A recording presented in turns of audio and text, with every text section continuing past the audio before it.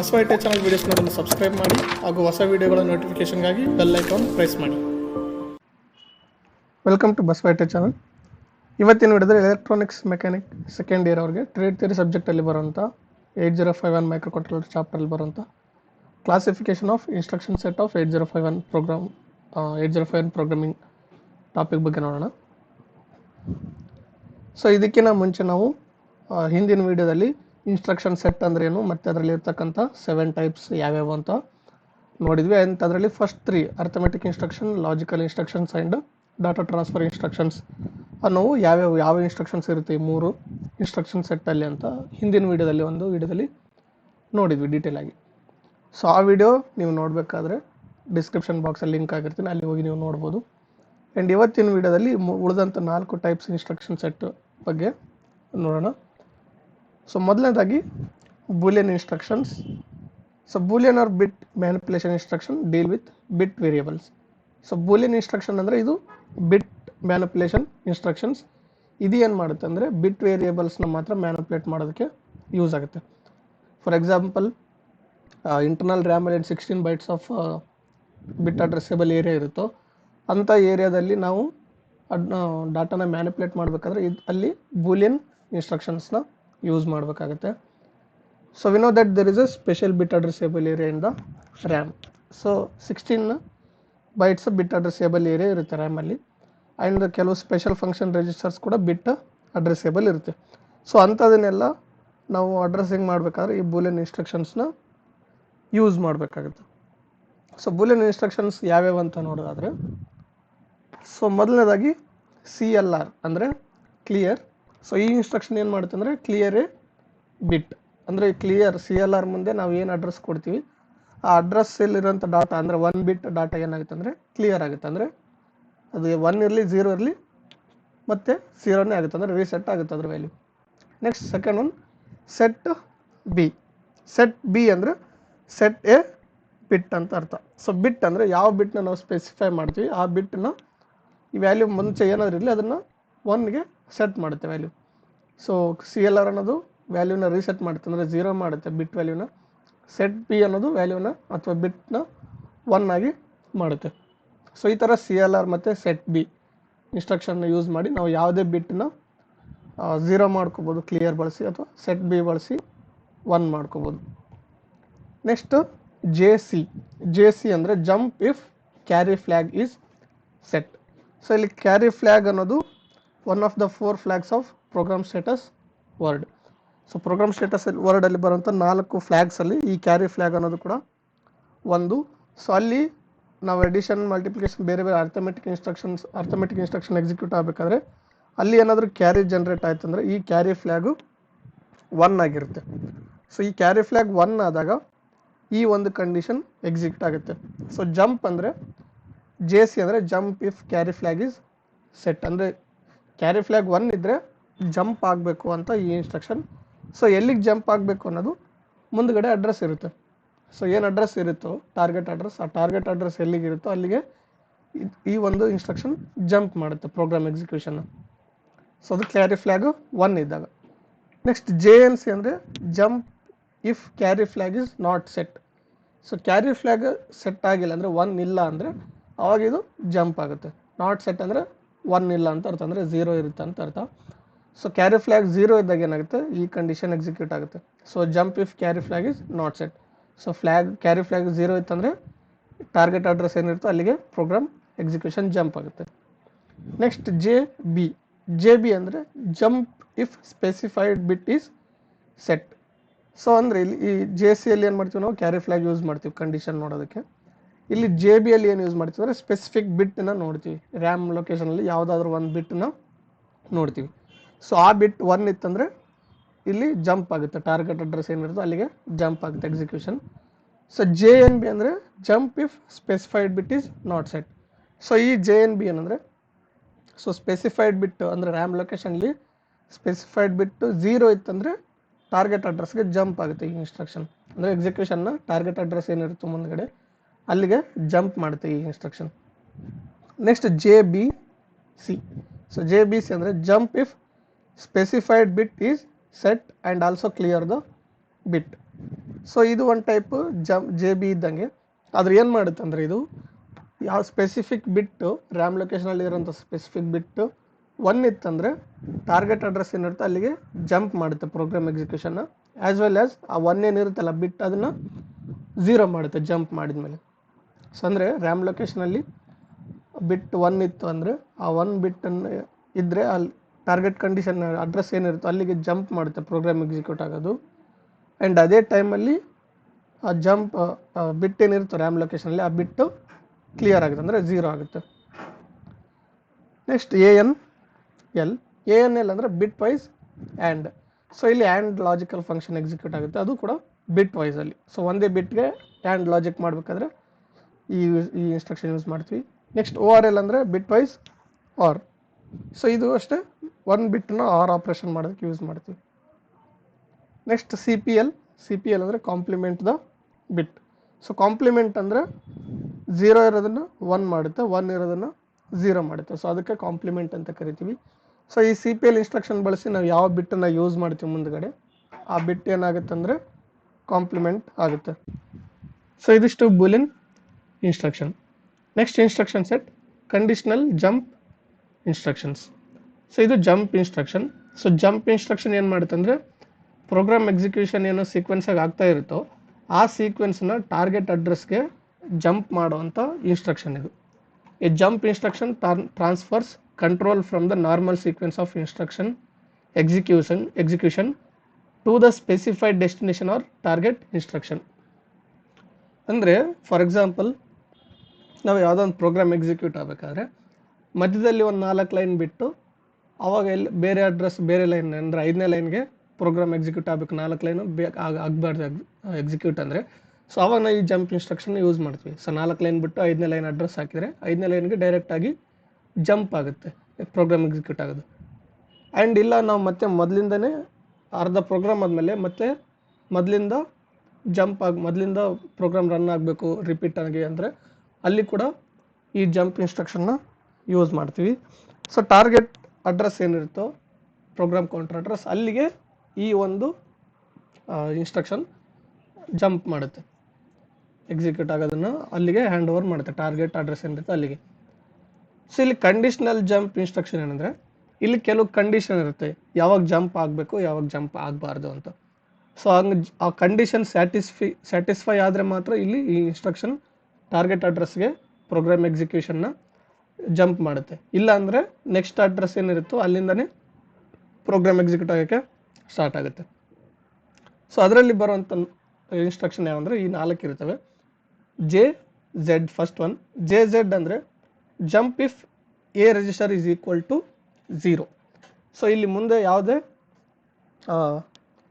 ನೆಮೋನಿಕ್ ಆಪರೆಂಡ್ ಇರಲ್ಲ. ಆಪರೆಂಡ್ ಇಲ್ದಾಗ ಏನಾಗುತ್ತೆ ಅಲ್ಲಿ A ಅಂತ ಡೈರೆಕ್ಟಾಗಿ ಕನ್ಸಿಡರ್ ಮಾಡುತ್ತೆ ಅಸೆಂಬ್ಲರ್. ಸೊ ಇಲ್ಲಿ JZ ಅಂದರೆ jump if A register is equal to 0. So A ರಿಜಿಸ್ಟರಲ್ಲಿ ಯಾವುದೇ ಒಂದು ಡಾಟಾ ಇಲ್ಲ, ಎಲ್ಲ ಬಿಟ್ಸ್ 8 ಬಿಟ್ಸ್ ಕೂಡ 0ನೇ ಇದ್ದಾವೆ ಡಾಟಾ ಅಂದರೆ ಅವಾಗ ಏನಾಗುತ್ತೆ ಟಾರ್ಗೆಟ್ ಅಡ್ರೆಸ್ಗೆ ಈ ಇನ್ಸ್ಟ್ರಕ್ಷನ್ ಪ್ರೋಗ್ರಾಮ್ ಎಕ್ಸಿಕ್ಯೂಷನ್ನ ಜಂಪ್ ಮಾಡುತ್ತೆ. ಸೊ ಅದು first one JZ. So A register 0 ಇತ್ತು, ಅದರಲ್ಲಿ ಏನು ವ್ಯಾಲ್ಯೂ ಇದ್ದಿಲ್ಲ ಅಂದರೆ ಅವಾಗ ಮಾತ್ರ ಈ ಒಂದು ಇನ್ಸ್ಟ್ರಕ್ಷನ್ ಟಾರ್ಗೆಟ್ ಅಡ್ರೆಸ್ಗೆ ಪ್ರೋಗ್ರಾಮ್ ಎಕ್ಸಿಕ್ಯೂಷನ್ನ ಜಂಪ್ ಮಾಡುತ್ತೆ, ಇಲ್ಲಾಂದರೆ ಮಾಡಲ್ಲ. ನೆಕ್ಸ್ಟ್ ಲೈನ್ ಏನಿರುತ್ತೆ ಪ್ರೋಗ್ರಾಮಲ್ಲಿ ಅದಕ್ಕೆ ಎಕ್ಸಿಕ್ಯೂಟ್ ಆಗೋಕ್ಕೆ ಸ್ಟಾರ್ಟ್ ಆಗುತ್ತೆ. ನೆಕ್ಸ್ಟು JNZ ಅಂದರೆ jump if register A is not equal to 0. So JZ ಅನ್ನೋದು ಏನು ಮಾಡುತ್ತೆ, A ರಿಜಿಸ್ಟ್ರಲ್ಲಿ ಏನು ಡಾಟಾ ಎಲ್ಲ 0 ಇತ್ತು ಅಂದರೆ ಜಂಪ್ ಮಾಡುತ್ತೆ ಟಾರ್ಗೆಟ್ ಲೊಕೇಶನ್ಗೆ. ಅದೇ JNZ ಅಂದರೆ A ರಿಜಿಸ್ಟ್ರಲ್ಲಿ ಡಾಟಾ 0 ಇದ್ದಿಲ್ಲ, ಬೇರೆ ಏನಾದ್ರು ಡಾಟಾ ಇತ್ತು ಅದರಲ್ಲಿ ಅಂದರೆ ಆವಾಗ ಈ ಇನ್ಸ್ಟ್ರಕ್ಷನ್ ಸ್ಯಾಟಿಸ್ಫೈ ಆಗಿ ಟಾರ್ಗೆಟ್ ಲೊಕೇಶನ್ಗೆ ಪ್ರೋಗ್ರಾಮ್ ಎಕ್ಸಿಕ್ಯೂಟ್ ಆಗೋದು ಜಂಪ್ ಆಗುತ್ತೆ. ಸೊ ಅದು ಯಾವುದಂದರೆ JNZ. Next DJNZ. ಸೊ ಇಲ್ಲಿ DJNZ ಅನ್ನೋದು A ರಿಜಿಸ್ಟ್ರಿಗೆ ಮಾತ್ರ ಈಕ್ವಲ್ ಆಗಿರಲ್ಲ, ನಾವು ಮುಂದೆ ಯಾವ ರಿಜಿಸ್ಟರ್ ಸ್ಪೆಸಿಫೈ ಮಾಡ್ತೀವಿ ಆ ರಿಜಿಸ್ಟರ್ಗೆ ಈ ಕಂಡೀಷನ್ ಅಪ್ಲೈ ಆಗುತ್ತೆ. ಸೊ DJNZ ಮುಂದ್ಗಡೆ ಯಾವುದಾದ್ರು ಒಂದು ರಿಜಿಸ್ಟರ್ ಅಡ್ರೆಸ್ ಇರುತ್ತೆ. ಸೊ ಈ ಇನ್ಸ್ಟ್ರಕ್ಷನ್ ಏನು ಮಾಡುತ್ತೆ ಅಂದರೆ decrement and jump if not 0. So ಮುಂದೆ ನಾವು ಏನು ರಿಜಿಸ್ಟರ್ ಹಾಕಿರ್ತೀವಿ ಆ ರಿಜಿಸ್ಟರ್ ಏನಾಗುತ್ತೆ ಮೊದಲು ಅದರಲ್ಲಿರೋಂಥ ಡಾಟಾ 1 ವ್ಯಾಲ್ಯೂ ಡಿಕ್ರಿಮೆಂಟ್ ಆಗುತ್ತೆ. ಸೊ 1 ವ್ಯಾಲ್ಯೂ ಡಿಕ್ರಿಮೆಂಟ್ ಆದಮೇಲೆ ಅಲ್ಲಿ 0 ಆಗಿತ್ತು ಅಂದರೆ ಜಂಪ್ ಮಾಡುತ್ತೆ. ಇದು ಯಾವ ಟಾರ್ಗೆಟ್ ಲೊಕೇಶನ್ ಏನಿರುತ್ತೆ ಅಲ್ಲಿಗೆ ಪ್ರೋಗ್ರಾಮ್ ಎಕ್ಸಿಕ್ಯೂಷನ್ನ ಜಂಪ್ ಮಾಡುತ್ತೆ. ಸೊ ಡಿಕ್ರಿಮೆಂಟ್ ಆದಮೇಲೆ 0 ಆಗಿಲ್ಲ ಅಂದರೆ ಅವಾಗ ಏನು ಮಾಡುತ್ತೆ, ನೆಕ್ಸ್ಟ್ ಲೈನ್ ಏನಿರುತ್ತೆ ಇನ್ಸ್ಟ್ರಕ್ಷನ್ ಅದು ಎಕ್ಸಿಕ್ಯೂಟ್ ಆಗೋಕ್ಕೆ ಸ್ಟಾರ್ಟ್ ಆಗುತ್ತೆ ಪ್ರೋಗ್ರಾಮ್. ಸೊ ಅದು DJNZ instruction. Next CJNE instruction. So CJNE instruction ಅಂದರೆ compare and jump if not equal. So ಇದು CJNE ಮುಂದ್ಗಡೆ 2 ಆಪರೆಂಟ್ಸ್ ಬರ್ತವೆ, 2 ರಿಜಿಸ್ಟರ್ಸ್ ಬರ್ತವೆ ಯಾವಾದರೂ. ಸೊ ಆ 2 ರಿಜಿಸ್ಟರ್ನ ಕಂಪೇರ್ ಮಾಡುತ್ತೆ ಇದು ಈ ಇನ್ಸ್ಟ್ರಕ್ಷನ್. ಕಂಪೇರ್ ಅಂದರೆ 2 ರಿಜಿಸ್ಟರ್ಗಳಲ್ಲಿ ಇರೋಂಥ ಡಾಟಾನ ಕಂಪೇರ್ ಮಾಡುತ್ತೆ. ಕಂಪೇರ್ ಮಾಡಿದ್ಮೇಲೆ 2 ರಿಜಿಸ್ಟರ್ಲಿ ಇರೋಂಥ ಡಾಟಾ ಬೇರೆ ಇತ್ತು ಅಂದರೆ ಈಕ್ವಲ್ ಆಗಿದ್ದಿಲ್ಲ 2ರಲ್ಲಿರೋ ಡಾಟಾ ಅಂದರೆ ಆವಾಗ ಮಾತ್ರ ಈ ಇನ್ಸ್ಟ್ರಕ್ಷನ್ ಏನು ಮಾಡುತ್ತೆ, ಪ್ರೋಗ್ರಾಮ್ ಎಕ್ಸಿಕ್ಯೂಷನ್ನ ಟಾರ್ಗೆಟ್ ಲೊಕೇಶನ್ಗೆ ಜಂಪ್ ಮಾಡುತ್ತೆ. ಸೊ ಇಲ್ಲ ಅಂದರೆ ನೆಕ್ಸ್ಟ್ ಲೈನ್ ಏನಿರುತ್ತೋ ಈ ಇನ್ಸ್ಟ್ರಕ್ಷನ್ ಸ್ಯಾಟಿಸ್ಫೈ ಆಗಿಲ್ಲ ಅಂದರೆ, ಈ ಕಂಡೀಷನ್ ಸ್ಯಾಟಿಸ್ಫೈ ಆಗಿಲ್ಲ ಅಂದರೆ, ಸೊ ನೆಕ್ಸ್ಟ್ ಲೈನ್ ಏನಿರುತ್ತೋ ಪ್ರೋಗ್ರಾಮಲ್ಲಿ ಅಲ್ಲಿಗೆ ಅದೇ ಪ್ರೋಗ್ರಾಮ್ ಲೈನ್ ಎಕ್ಸಿಕ್ಯೂಟ್ ಆಗೋಕ್ಕೆ ಸ್ಟಾರ್ಟ್ ಆಗುತ್ತೆ. ಸೊ ಇದಿಷ್ಟು conditional jump instructions. Next unconditional jump instructions. So ಇವು ಕೂಡ ಜಂಪ್ ಇನ್ಸ್ಟ್ರಕ್ಷನ್, ಆದರೆ ಇಲ್ಲಿ ಯಾವುದೇ ಕಂಡೀಷನ್ ಸ್ಯಾಟಿಸ್ಫೈ ಆಗೋದು ಬೇಕಾಗಿರಲ್ಲ, ಯಾವ ಕಂಡೀಷನ್ ಕೂಡ ಚೆಕ್ ಮಾಡೋದು ಅವಶ್ಯಕತೆ ಇರಲ್ಲ. ಓನ್ಲಿ ಡೈರೆಕ್ಟಾಗಿ ಜಂಪ್ ಮಾಡೋಂಥ ಇನ್ಸ್ಟ್ರಕ್ಷನ್, ಟಾರ್ಗೆಟ್ ಲೊಕೇಶನ್ಗೆ ಪ್ರೋಗ್ರಾಮ್ ಎಕ್ಸಿಕ್ಯೂಷನ್ನ ಜಂಪ್ ಮಾಡೋಂಥ ಇನ್ಸ್ಟ್ರಕ್ಷನ್ಸ್ ಇವು. ಸೊ ಇದರಲ್ಲಿ 4 ರೀತಿ ಇನ್ಸ್ಟ್ರಕ್ಷನ್ಸ್ ಬರ್ತವೆ. ಒಂದು SJMP. SJMP ಅಂದರೆ short jump. So short jump ಅಂದರೆ ವಿತಿನ್ 8 ಬಿಟ್ ಅಡ್ರೆಸ್ಸಲ್ಲಿ ಯಾವುದಾದ್ರೂ ಲೊಕೇಶನಲ್ಲಿ ಈ ಶಾರ್ಟ್ ಜಂಪ್ ಇನ್ಸ್ಟ್ರಕ್ಷನ್ ಯೂಸ್ ಆಗುತ್ತೆ. ಸೊ ಶಾರ್ಟ್ ಜಂಪ್ ಅಂತ ಕೊಟ್ಟು ನಾವು ಮುಂದ್ಗಡೆ ಅಡ್ರೆಸ್ ಕೊಟ್ಟಾಗ, ಅಂದರೆ ಶಾರ್ಟ್ ಜಂಪ್ ಈ ಇನ್ಸ್ಟ್ರಕ್ಷನ್ ಬಂದಾಗ ಪ್ರೋಗ್ರಾಮ್ ಕೌಂಟರ್ ಅಡ್ರೆಸ್ ಏನಿರುತ್ತೋ ಅದರಿಂದ ಹಿಡಿದು only up to 8 bit of address, ಮೇಲೆ ಆದರೂ ಆಗಿರ್ಬೋದು, ಅದಕ್ಕಿಂತ ಮೇಲೆ ಆಗಿರ್ಬೋದು ಅಡ್ರೆಸ್ ಲೊಕೇಶನ್, ಅಥವಾ ಅದಕ್ಕಿಂತ ಕೆಳಗಾದರೂ ಆಗಿರ್ಬೋದು ಅಡ್ರೆಸ್ ಲೊಕೇಶನ್. ಆ 8 ಬಿಟ್ ಅಡ್ರೆಸ್ ಅಂದರೆ ಆಲ್ಮೋಸ್ಟ್ 256 ವ್ಯಾಲ್ಯೂಸ್ ಬರ್ತವೆ 8 ಬಿಟ್ಟಲ್ಲಿ. ಆ 256 ವ್ಯಾಲ್ಯೂವಲ್ಲಿ ಮಾತ್ರ ಈ ಶಾರ್ಟ್ ಜಂಪ್ನ ನಾವು ಯೂಸ್ ಮಾಡ್ಬೋದು. ನೆಕ್ಸ್ಟ್ LJMP ಅಂದರೆ long jump. It is a 16 bit address handle ಮಾಡೋಂಥದ್ದು. ಸೊ ಲಾಂಗ್ ಜಂಪ್ ಅಂದರೆ ನಾವು ಎಕ್ಸಿಕ್ಯೂಟ್ ಮಾಡ್ತಿರೋಂಥ ಪ್ರೋಗ್ರಾಮ್ ಅಥವಾ ಲಾಂಗ್ ಜಂಪ್ ಮುಂದ್ಗಡೆ ಬರೋಂಥ ಅಡ್ರೆಸ್ ಅಪ್ ಟು 16 ಬಿಟ್ವರೆಗೂ ಡಿಸ್ಟೆನ್ಸ್ ಇತ್ತು ಅಂದರೆ, ಮೇಲಾದ್ರಾಗಿರ್ಬೋದು ಅಥವಾ ಕೆಳಗಾದ್ರಾಗಿರ್ಬೋದು, 16 ಬಿಟ್ ದೂರ ಇತ್ತು ಅಂದರೆ ಅವಾಗ ಈ ಒಂದು LJMP ಇನ್ಸ್ಟ್ರಕ್ಷನ್ನ ಯೂಸ್ ಮಾಡ್ಬೋದು. ಅದೇ ರೀತಿ ನೆಕ್ಸ್ಟ್ AJMP ಅಂದರೆ ಅಬ್ಸಲ್ಯೂಟ್ ಜಂಪ್. ಇದು ಅಪ್ ಟು 11 ಬಿಟ್ ಅಡ್ರೆಸ್ನ ಹ್ಯಾಂಡಲ್ ಮಾಡುತ್ತೆ. Next last one JMP, jump to an address. So JMP ಮುಂದೆ ಏನು ಅಡ್ರೆಸ್ ಕೊಡ್ತೀವಿ ಅಲ್ಲಿಗೆ ಡೈರೆಕ್ಟಾಗಿ ಜಂಪ್ ಆಗುತ್ತೆ. ಇಲ್ಲಿ 8 ಬಿಟ್ 16 ಬಿಟ್ 11 ಬಿಟ್ ಅಡ್ರೆಸ್ ಅನ್ನೋದು ಏನು ಅವಶ್ಯಕತೆ ಇರಲ್ಲ. JMP ಅಂದರೆ ಮುಂದೆ ನಾವೇನು ಅಡ್ರೆಸ್ ಕೊಡ್ತೀವಿ ಟಾರ್ಗೆಟ್ ಅಡ್ರೆಸ್ ಅಲ್ಲಿಗೆ ಡೈರೆಕ್ಟಾಗಿ ಜಂಪ್ ಆಗುತ್ತೆ ಇದು. ಸೊ ಇವಿಷ್ಟು unconditional jump instructions. Next call and return instructions. So ಈ ಕಾಲ್ ಆ್ಯಂಡ್ ರಿಟರ್ನ್ ಇನ್ಸ್ಟ್ರಕ್ಷನ್ಸ್ ಏನಾಗುತ್ತೆ ಅಂದರೆ ಸಬ್ ಪ್ರೋಗ್ರಾಮ್ ರನ್ ಆಗಬೇಕಾದ್ರೆ ಅಥವಾ ಇನ್ಸ್ಟ್ರಕ್ಷನ್ಸ್ ರನ್ ಆಗಬೇಕಾದ್ರೆ ಯೂಸ್ ಆಗುವಂಥ ಇನ್ಸ್ಟ್ರಕ್ಷನ್ಸ್ ಇವು. The call instruction transfer controls to a sub program by saving return address on the stack. So ಈ call instruction ಏನು ಮಾಡುತ್ತೆ ಅಂದರೆ ಮೇನ್ ಕಂಟ್ರೋಲ್ ಏನು ರನ್ ಆಗ್ತಿರುತ್ತೋ ಮೇನ್ ಪ್ರೋಗ್ರಾಮ್ ಏನು ರನ್ ಆಗ್ತಿರುತ್ತೋ ಆ ಪ್ರೋಗ್ರಾಮ್ನ ಏನು ಮಾಡುತ್ತೆ ಅಂದರೆ ಸ್ಟಾಪ್ ಮಾಡಿ ಸಬ್ ಪ್ರೋಗ್ರಾಮ್ನ ರನ್ ಮಾಡೋಕ್ಕೆ ಸ್ಟಾರ್ಟ್ ಮಾಡುತ್ತೆ. ಸೊ ಈ ಥರ ಆದಾಗ ಮೇನ್ ಪ್ರೋಗ್ರಾಮ್ ಅಡ್ರೆಸ್ ಏನಿರುತ್ತೋ ಆ ಅಡ್ರೆಸ್ನ ಸ್ಟ್ಯಾಕಲ್ಲಿ ಸ್ಟೋರ್ ಮಾಡಿ ಸಬ್ ಪ್ರೋಗ್ರಾಮ್ ರನ್ ಮಾಡೋಕ್ಕೆ ಸ್ಟಾರ್ಟ್ ಮಾಡುತ್ತೆ ಈ ಒಂದು ಕಾಲ್ ಅನ್ನೋ instruction. And the return instruction transfer the control from sub program back to the instruction following the call in the calling program. So ಈ call program ಅಂದರೆ call instruction execute ಆಗಿ ಅಲ್ಲಿಂದ ಸಬ್ program ಏನು run ಆಗ್ತಿರುತ್ತಲ್ಲ ಅದಿಷ್ಟು ಮುಗಿದ ಮೇಲೆ ಮತ್ತೆ ರಿಟರ್ನ್ ಮೇನ್ ಪ್ರೋಗ್ರಾಮ್ಗೆ ಬರಬೇಕಲ್ಲ, ಸ್ಟ್ಯಾಕಲ್ಲಿ ಏನು ಅಡ್ರೆಸ್ ಇರುತ್ತೋ ಆ ಅಡ್ರೆಸ್ಗೆ ಮೇನ್ ಪ್ರೋಗ್ರಾಮ್, ಆ ಅಡ್ರೆಸ್ಸಿಂದ ಇರೋಂಥ ಮೇನ್ ಪ್ರೋಗ್ರಾಮ್ ರನ್ ಆಗಬೇಕಲ್ಲ, ಆವಾಗ ಇಲ್ಲಿ ಈ ಕಾಲ್ ರಿಟರ್ನ್ ಇನ್ಸ್ಟ್ರಕ್ಷನ್ ಎಕ್ಸಿಕ್ಯೂಟ್ ಆಗುತ್ತೆ, ಯೂಸ್ ಆಗುತ್ತೆ. ಸೊ ಇದರಲ್ಲಿ ಕೂಡ 5 ರೀತಿ ಇನ್ಸ್ಟ್ರಕ್ಷನ್ಸ್ ಬರ್ತವೆ. ಸೊ ಅದರಲ್ಲಿ first one L call. So L call ಅಂದರೆ long call. So up to 16 bit address ಇತ್ತು ಅಂದರೆ ಮುಂದ್ಗಡೆ ಟಾರ್ಗೆಟ್ ಅಡ್ರೆಸ್, ಸೊ ಈ ಲಾಂಗ್ ಕಾಲ್ ಯೂಸ್ ಮಾಡ್ಬೋದು. ಆ್ಯಂಡ್ ನೆಕ್ಸ್ಟ್ ಅಬ್ಸಲ್ಯೂಟ್ ಕಾಲ್ ಅಂದರೆ ಎ ಕಾಲ್. ಅಬ್ಸಲ್ಯೂಟ್ ಕಾಲ್ ಏನು ಮಾಡುತ್ತೆ ಅಂದ್ರೆ ಅಪ್ ಟು 11 ಬಿಟ್ ಅಡ್ರೆಸ್ನ ಹ್ಯಾಂಡಲ್ ಮಾಡುತ್ತೆ. ಸೊ ಈ ಥರ ಕಾಲ್ ಇನ್ಸ್ಟ್ರಕ್ಷನ್ ಮಾಡಿದಾಗ ಏನಾಗುತ್ತೆ, ನಾವು ಮುಂದೆ ಏನು ಅಡ್ರೆಸ್ ಕೊಡ್ತೀವಿ ಟಾರ್ಗೆಟ್ ಅಡ್ರೆಸ್, ಆ ಟಾರ್ಗೆಟ್ ಅಡ್ರೆಸ್ಸಲ್ಲಿರೋಂಥ ಸಬ್ ಪ್ರೋಗ್ರಾಮ್ ರನ್ ಆಗೋಕ್ಕೆ ಸ್ಟಾರ್ಟ್ ಆಗುತ್ತೆ. ಮೇನ್ ಪ್ರೋಗ್ರಾಮ್ ಅಲ್ಲಿಗೆ ಸ್ಟಾಪ್ ಆಗುತ್ತೆ. ಸೊ ಮೇನ್ ಪ್ರೋಗ್ರಾಮ್ ಅಡ್ರೆಸ್ ಆವಾಗ ಸ್ಟ್ಯಾಕಲ್ಲಿ ಹೋಗಿ ಸ್ಟೋರ್ ಆಗುತ್ತೆ. Next instruction RET. RET ಅಂದರೆ return from sub routine. So ಈ ಥರ ಎಲ್ ಕಾಲ್ ಮತ್ತು ಎ ಕಾಲ್ ಎಕ್ಸಿಕ್ಯೂಟ್ ಆಗಬೇಕಾದ್ರೆ ಮೇನ್ ಪ್ರೋಗ್ರಾಮ್ ಸಬ್ ಪ್ರೋಗ್ರಾಮ್ ಎಕ್ಸಿಕ್ಯೂಟ್ ಆಗ್ತಾ ಇರುತ್ತೆ. ಮೇನ್ ಪ್ರೋಗ್ರಾಮ್ ಅಡ್ರೆಸ್ ಸ್ಟ್ಯಾಕಲ್ಲಿ ಸ್ಟೋರ್ ಆಗಿರುತ್ತೆ ಅವಾಗ. ಸೊ ಮತ್ತೆ ಈ ಸಬ್ ಪ್ರೋಗ್ರಾಮ್ ರನ್ ಆಗೋದು ಮುಗಿದ್ಮೇಲೆ ಮೇನ್ ಪ್ರೋಗ್ರಾಮ್ಗೆ ಎಕ್ಸಿಕ್ಯೂಷನ್ ಹ್ಯಾಂಡ್ ಓವರ್ ಆಗಬೇಕಾದ್ರೆ ಅವಾಗ ಏನು ಮಾಡ್ತಾರೆ, RET ಇನ್ಸ್ಟ್ರಕ್ಷನ್ ಯೂಸ್ ಮಾಡ್ತೀವಿ. ಸೊ ಈ RET ಇನ್ಸ್ಟ್ರಕ್ಷನ್ ಏನು ಮಾಡುತ್ತೆ ಅಂದರೆ ಸ್ಟ್ಯಾಕಲ್ಲಿರುವಂಥ ಡಾಟನ್ನ ಪ್ರೋಗ್ರಾಮ್ ಕೌಂಟ್ರಿಗೆ ಸ್ಟೋರ್ ಮಾಡುತ್ತೆ. ಅವಾಗ ಪ್ರೋಗ್ರಾಮ್ ಕೌಂಟ್ರ್ ಏನು ಮಾಡುತ್ತೆ, ಆ ಮೇನ್ ಪ್ರೋಗ್ರಾಮ್ನ ಎಕ್ಸಿಕ್ಯೂಟ್ ಮಾಡೋಕ್ಕೆ ಸ್ಟಾರ್ಟ್ ಮಾಡುತ್ತೆ. Next instruction RETI. RETI ಅಂದರೆ ರಿಟರ್ನ್ ಫ್ರಮ್ ಇಂಟ್ರಪ್ಟ್.